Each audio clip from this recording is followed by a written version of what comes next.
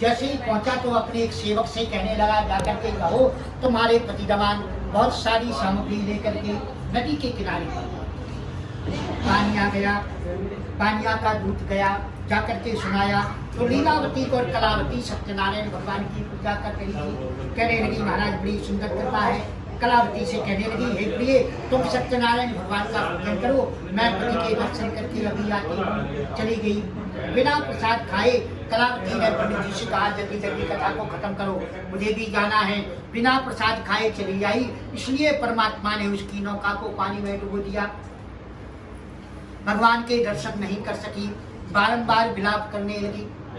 तब पानिया सोचने लगा, अरे कोई तूफान नहीं आया, कुछ नहीं हुआ, मुझ क्या परमात्मा गलती हो गई, क्षमा याचना भगवान से मांगने लगा। तभी गगन मंडल से आकाशवाणी हुई, हे साधु इस बार तेरा कोई दोष नहीं है, तेरी कन्या मेरा प्रसाद त्याग करके आई, इसलिए घर जाएगी, पुनः प्रसाद खा करके वापस आएगी तो उसका पति निस्संदेह उसे प्राप्त हो जाएगा।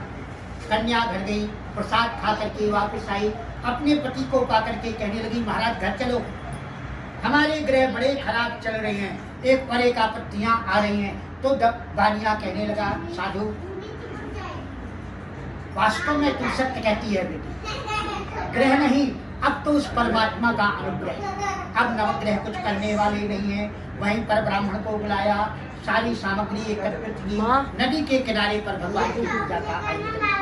सब मित्र बंधुओं को बुलाया, भगवान की कथा की। इसके पश्चात घर में प्रवेश किया और हर पूर्णमासी संक्रांति को भगवान की कथा करते हुए अंत में मुक्ति धाम को प्राप्त हो गए। इत्श्री स्कंद पुराणे रेवाखंडे सत्यनारायण वध कथायाम पंचमोध्यायः।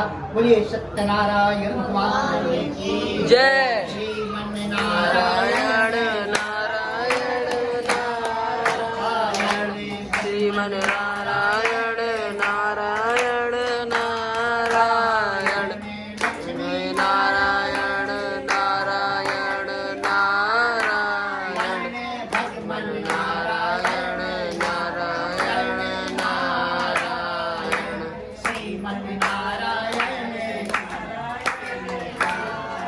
लक्ष्मी नारायण भगवान की जय। पांचवें अध्याय की कथा सुनाते हुए श्री सूत जी महाराज कहने लगे, हे ऋषि प्राचीन काल में